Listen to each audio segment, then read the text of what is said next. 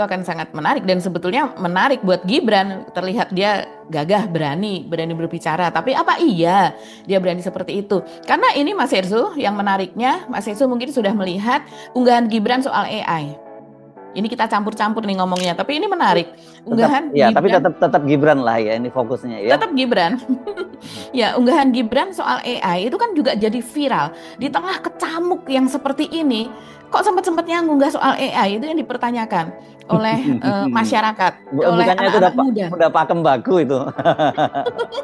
Ya. Dan kemudian dia sambil mengelus-elus kucing, itu yang menjadi ini simbolik atau apa? Kalau dulu Jokowi bapaknya itu kan seringkali menggunakan bahasa-bahasa simbol, sesuatu yang simbolik dengan benda-benda yang simbolik juga seperti itu. Nah, ini apakah Gibran juga mengikuti bapaknya begitu?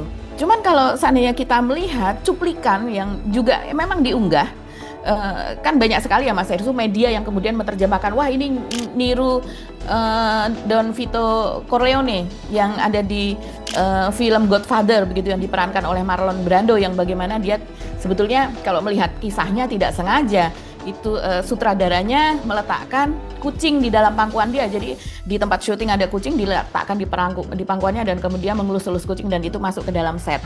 Nah, itu sebuah adegan yang cukup simbolik dan banyak dibahas sekarang karena Gibran juga melakukan hal serupa sambil ngomong soal AI, dia sambil mengelus-elus kucing tersebut terus-menerus sampai selesai. Pak Prabowo kan suka kucing juga kan, dan dia punya. Iya, Prabowo juga suka kucing, tapi dia tidak pernah membuat unggahan yang seperti itu ya. Sementara ternyata behind the scene-nya sebetulnya itu memang gimmick banget gitu. Memang itu di setel begitu ya Mas Herzl. Jadi diunggah juga dan bahkan direkam bagaimana rekaman itu cuma tinggal sedikit lagi kata Gibran gitu. Tapi kucingnya itu sudah pengen turun terus. Jadi Gibran juga mengatakan, ini loh dari tadi dia nih maunya turun terus, kata Gibran seperti itu. Jadi memang bukan sesuatu yang alami. Jadi itu entah maksudnya apa begitu ya. Tapi saya rasa makin aneh ya. Kalau saya melihat ya nggak ketolong lagi lah ini. Ya mungkin tim medianya membuat gimmick seperti itu, entah karena apa. Dan bagaimana cara dia membaca itu sangat cetawelo-welo. Bagaimana dia mengikuti, melihat sebuah layar begitu dan kemudian pakai teleprompter lah ya. Semacam teleprompter mungkin ya. Biasanya kalau dalam rekaman seperti itu ada teleprompter, kalau di studio ada di depannya ya. Kalau seperti itu biasanya ada layar atau big screen di belakang kameramen apa dan sebagainya seperti itu. Di tengah sorotan terhadap kondisi ekonomi dan gelombang demonstrasi mahasiswa, Gibran justru menjadi perbincangan karena mengunggah video AI sambil mengelus kucing. Alih-alih menampilkan respons atas isu yang sedang memanas, konten tersebut memicu sindiran dan kritik di media sosial. Sejumlah pengamat menilai gaya komunikasi seperti ini lebih menyerupai pencitraan daripada jawaban atas keresahan publik. Nah, kita lihat siapa ya di antara mereka saling bersaing. Walaupun sekarang ini Gibran berpasangan dengan Pak Prabowo, tapi kan ya kita semua tahu diam-diam pasti ada persaingan di antara mereka gitu kan. Apalagi rasanya sih sulit kita membayangkan bahwa Gibran akan dipasangkan lagi dengan Pak Prabowo kan, Mbak Agi ya. Tidak mungkin. Betul. Ya paling mungkin ya Gibran harus maju sendiri, dan untuk itu ya bapaknya harus turun ke gelanggang dengan cara memperkuat PSI. Saya kira kan itu sebenarnya ya itu yang kita baca. Oke. Kita ketemu di episode berikutnya. Kami mohon pamit. Saya Herzl Arif. Dan saya Gebieta. Terima kasih atas perhatian teman-teman. Tetap salam akal sehat. Wassalam. Narasumber mempertanyakan arah berbagai manuver politik yang dinilai kian intens. Menurut mereka, jika bukan untuk menyiapkan panggung menuju 2029, lalu untuk apa konsolidasi demi konsolidasi terus dilakukan? Sindiran ini menguatkan spekulasi bahwa agenda politik jangka panjang disebut mulai dijalankan jauh sebelum kontestasi dimulai. Sananya bukan 2029. Polanya kayak YouTuber Nusantara dulu ya, ketemu di Solo, ketemu dengan Jokowi Solo, dan kemudian baru ketemu di Istana Wapres kan gitu. Tapi kemudian rencananya waktu itu mereka mau dibawa ke IKN kan rencananya ya. Betul. Tapi nggak terlaksana ya waktu itu ya IKN-nya. Mereka tetap pergi ke IKN karena ada bisnya, ada apa sudah disewakan begitu Mas Herzl. Tapi Jokowinya tidak jadi ke IKN. Ketika itu kan Jokowi juga akan ke sana. Oh, Jokowi juga mau ke IKN juga gitu maksudnya. Betul, iya. Jokowi ke IKN, Gibran ke IKN. Tapi dua-duanya nggak ada yang muncul di sana. Oke. Nah, kalau ini kira-kira settingnya apa? Apakah BEM Nusantara? Ini alumni ya BEM Nusantara itu yang itu mereka juga akan ke IKN gitu atau apa yang langkah yang dilakukan?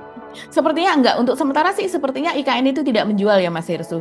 Ah, Saya rasa mereka ini memang untuk 2029 berkonsolidasi yang seperti dituduhkan oleh PDIP, mungkin ya. dituduhkan oleh Dedi Yefri Sitorus kan, bahwa mereka ini meritili itu ngambil sedikit-sedikit kader dari partai-partai, membajak membajak kader dari gitu ya, partai-partai. membajak kader-kader partai yang memang bisa dibajak, dan juga para mantan pejabat atau para mantan pemimpin daerah, Mas Hersu, itu yang kemudian diajak masuk untuk ke PSI.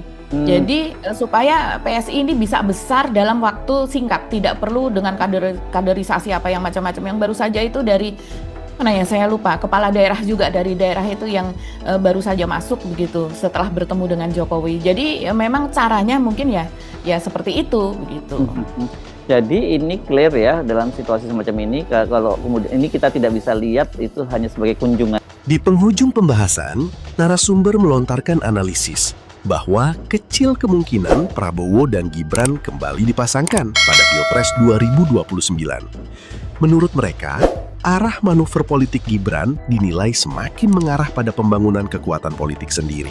Sehingga dinamika hubungan keduanya diprediksi akan lebih diwarnai persaingan daripada sekadar kebersamaan.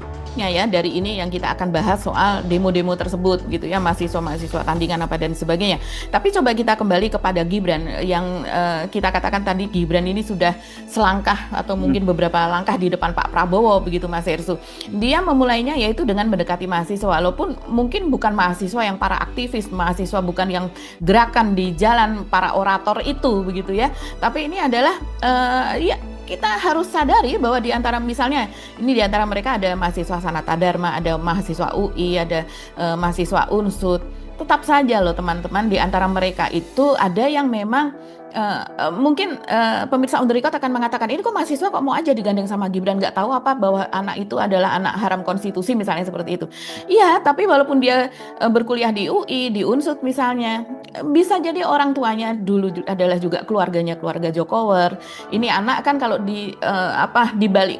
dikembalikan 10 tahun yang lalu kan mungkin dia masih SMP atau apa kan Mas Hersu. Sekarang saja dia sudah menjadi mahasiswa. Itu adalah masa-masa Jokowi, dan Jokowi selama 10 tahun itu bisa kalau saya melihat menanamkan profilnya di hati atau di benak rakyat itu ya cukup banyak gitu, sehingga sampai sekarang pun kita walaupun di perguruan tinggi atau universitas yang pergerakan semacam itu masih tetap juga banyak yang termul, banyak juga yang masih Jokower semacam itu. Dan artinya begini, artinya mereka dalam hal ini kalau kita kembalikan kepada Gibran, ya Gibran ini berhasil mendekati mahasiswa. Ini Pak Prabowo harus waspada karena tidak hanya Gibran. Narasumber menilai Gibran mulai bergerak lebih agresif membangun pengaruh politik dengan merangkul kalangan mahasiswa. Langkah itu disebut sebagai sinyal bahwa Gibran sedang memainkan strategi jangka panjang. Bahkan dinilai telah selangkah lebih dulu dibanding Prabowo dalam merebut perhatian publik. Kosong di banyak SPBU. Kan tidak otomatis suplainya tiba, kan ada perlu proses waktu. Betul. Ya, ketika misalnya Hormuz baru dibuka misalnya, itu kan perlu berapa pekan gitu baru sampai di Indonesia. Di Indonesia, dari Amerika saja sudah 2 pekan, itu paling cepat ya perjalanan minyak mentah tersebut. Dan sekarang ini kondisi saat ini itu orang melihat ini andil Jokowi sangat besar. Dia mewariskan pemerintahan situasi negara yang seperti ini kepada Prabowo, dan Prabowo tidak terlihat cukup pandai dalam mengelola keuangan, ekonomi apa dan sebagainya begitu. Ya, Oke, kita akan ikuti terus perkembangannya. Menarik ya. Jadi di tengah situasi krisis, memang buat orang-orang tertentu krisis itu merupakan sebuah peluang. Jangan lupa ya, dianggap ya, bagi orang lain krisis, tapi bagi orang-orang tertentu itu merupakan peluang. Dan saya kira politisi yang pandai memanfaatkan krisis, ya dia yang akan keluar jadi pemenang nantinya. Narasumber menilai tekanan ekonomi dan berbagai persoalan yang dihadapi pemerintahan saat ini merupakan beban warisan dari era Jokowi. Dalam pandangan mereka, Prabowo kini harus menghadapi konsekuensi kebijakan masa lalu, sementara publik semakin keras mempertanyakan kemampuan pemerintah mengatasi situasi tersebut. Terima kasih sudah menonton. Jangan lupa like, komen, dan subscribe. Sampai jumpa kembali. AI bukan lagi masa depan, AI adalah hari ini. Kita tidak bisa lagi menutup mata atau sekedar menjadi penonton. Kita harus menjadi pemain, kita harus menjadi penguasa teknologi tersebut. Oleh sebab itu, kepada adik-adik pelajar, saya ingin kalian memahami bahwa AI adalah alat untuk mempercepat, bukan alat untuk membuat kalian malas. Bayangkan AI sebagai asisten pribadi yang membantu kalian belajar, mencari data, mempelajari bahasa asing lebih cepat, bahkan memahami rumus matematika yang rumit dengan cara yang lebih sederhana. AI bisa membantu mengejar ketertinggalan kita. Namun, penguasaan teknologi ini tidak boleh membuat kita kehilangan daya kritis. Di tangan yang menguasai teknologi, Indonesia Emas 2045 bukan lagi sekedar impian, tetapi sebuah kepastian. Namun, ada satu hal yang jauh lebih penting dari sekedar teknis penguasaan AI, yaitu etika. Teknologi tanpa etika itu berbahaya. AI bisa digunakan untuk membuat konten positif, tapi juga bisa dipakai untuk menyebar hoax, melakukan plagiarisme, atau melanggar privasi orang lain. Saya ingin mengingatkan, pemanfaatan AI harus didasari oleh nilai-nilai integritas. Jangan gunakan AI untuk menipu. Jangan gunakan AI untuk menjatuhkan orang lain. AI harus digunakan untuk kesejahteraan bersama, untuk mempermudah hidup, bukan untuk menciptakan